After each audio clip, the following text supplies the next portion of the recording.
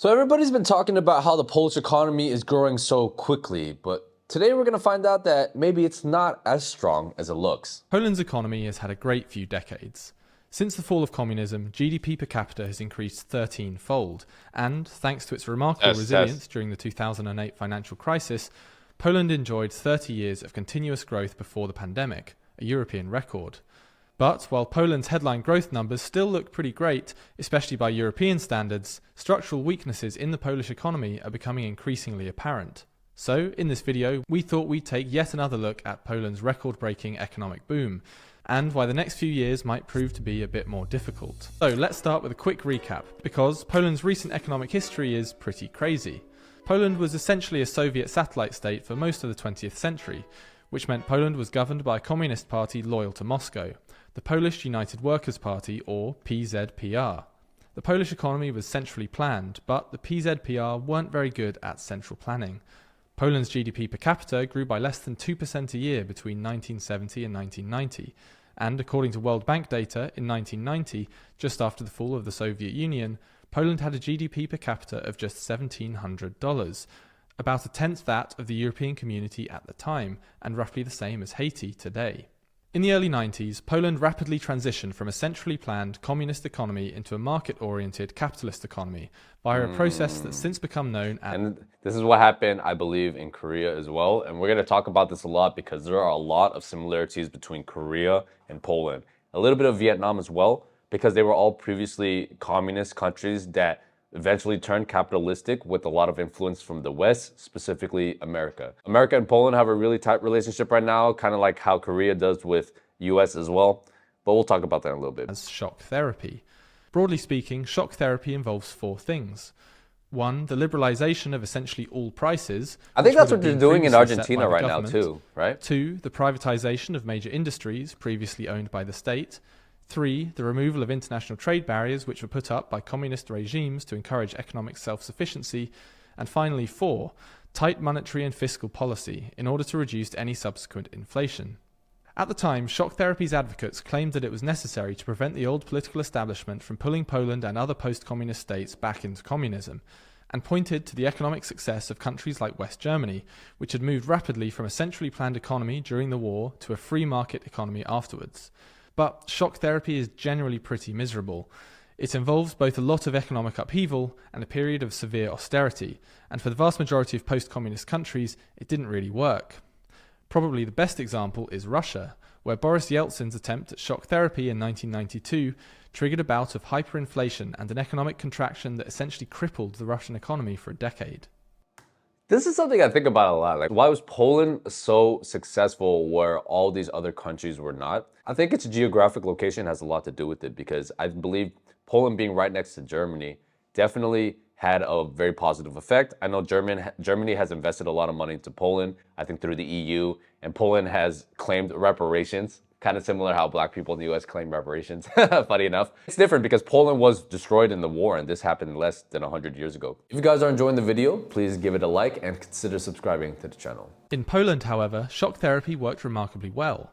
After a dramatic spike in 1990, when prices were first liberalized and year-on-year inflation peaked at nearly 600%, inflation stabilized around 10% towards the end of the 90s. This is obviously still pretty high, but it wasn't so high that it destabilized the wider economy, and, unlike most other post-communist countries, Poland's economy grew steadily throughout the 90s, with GDP per capita nearly tripling between 1990 and 2000. Why shock therapy apparently worked in Poland but not in other post-communist states is still hotly debated by economists today, but it probably has something to do with the fact that Poland's post-communist government had more popular legitimacy than its counterparts, and pursued a staggered process of price liberalization. Anyway, Poland's growth rate then accelerated in the 2000s, especially after its accession to the European Union in 2004.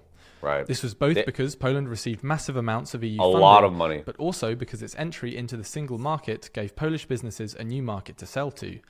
Poland developed an especially close economic relationship with Germany, with many German companies setting up shop in Poland to take advantage of the well-educated but relatively cheap workforce.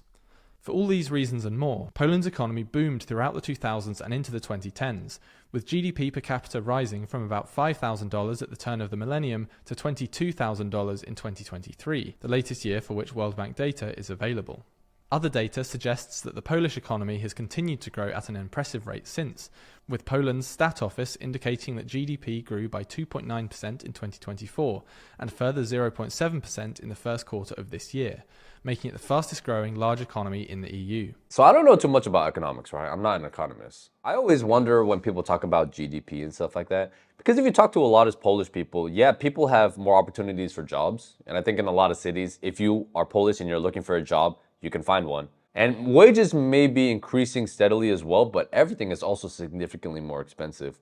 As an American, things are a little bit cheaper to me because I earn in dollars. But I know if you're earning zloty, things are equally as expensive as if you were earning dollars in the US and spending in the US, right? So that's something to keep in mind as well. The European Commission expects this trend to continue, forecasting 3.3% growth in 2025 and 3% growth in 2026. Fantastic. Unsurprisingly, these impressive numbers, especially when compared with the stagnant performance of Europe's other big economies, have inspired a string of headlines about Poland becoming Europe's next economic power. However, while the Polish economy is clearly doing pretty well, there are at least 3 caveats worth mentioning here. The first is that quite a lot of this growth is being driven by government deficits. The Polish government ran an enormous deficit representing 6.6% of GDP in 2024 and is expected to continue running deficits of this size for the foreseeable future. It's so funny when they say like, oh, Polish budget deficit is concerning when it's at 6%. Yo, the budget and the deficit in the US is crazy in comparison to this, right? I mean, the US is definitely on a different ballpark, but to me, like 6% deficit, that doesn't sound too crazy. Because government spending is one of the 4 components of GDP, budget deficits, which don't require GDP dampening tax hikes, create a temporary but unsustainable boost to GDP. The relationship here isn't straightforward. It's not like a 6.6% deficit automatically adds 6.6% to GDP. But a deficit of this size will still create a pretty big boost. While Poland isn't at risk of a debt crisis anytime soon, its debt to GDP ratio currently sits at about 55%, well below the EU average of 81%, a deficit of this size will nonetheless have to come down eventually, taking GDP growth with it. The second caveat is Germany. As we mentioned a moment ago, the Polish and German economies are very much interconnected, which means that if Germany and big German companies with investments in Poland like Volkswagen, Siemens and Mercedes-Benz continue to struggle, Poland will be affected. You can already sort of see this if you dig into Poland's GDP data. Growth in 2024 was mostly driven by government spending and domestic consumption, and net exports actually shrunk, in part because the stagnant German economy wasn't buying that many Polish exports.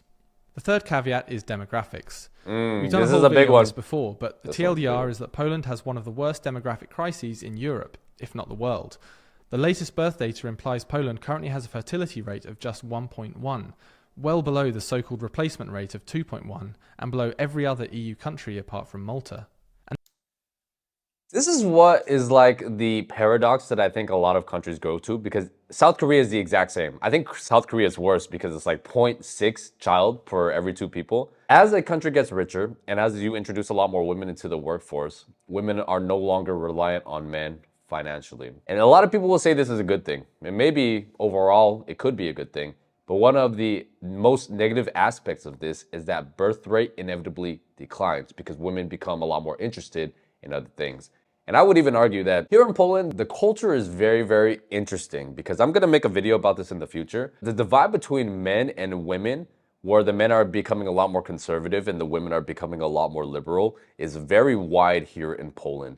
And if you look at the universities, they're primarily dominated by women. I believe it's like 60-40 split between the women and the men, just like it is in the US. Now, I was asking around about this, and that's because a lot of the women are doing the more comfy jobs like management positions, in buildings, corporate jobs. Poland has a lot of construction and trade jobs because it's developing very quickly as, you know, from an infrastructure side. I think one of the big problems too is that when you have a lot of educated women and a lot of men doing trade jobs, for some reason, the women start to think that they're better than the men, right? Because they're in those positions. And a lot of the young people, I talked to a lot of university students, and there seems to be a very big divide between the older generation, like 25 plus versus the younger generation.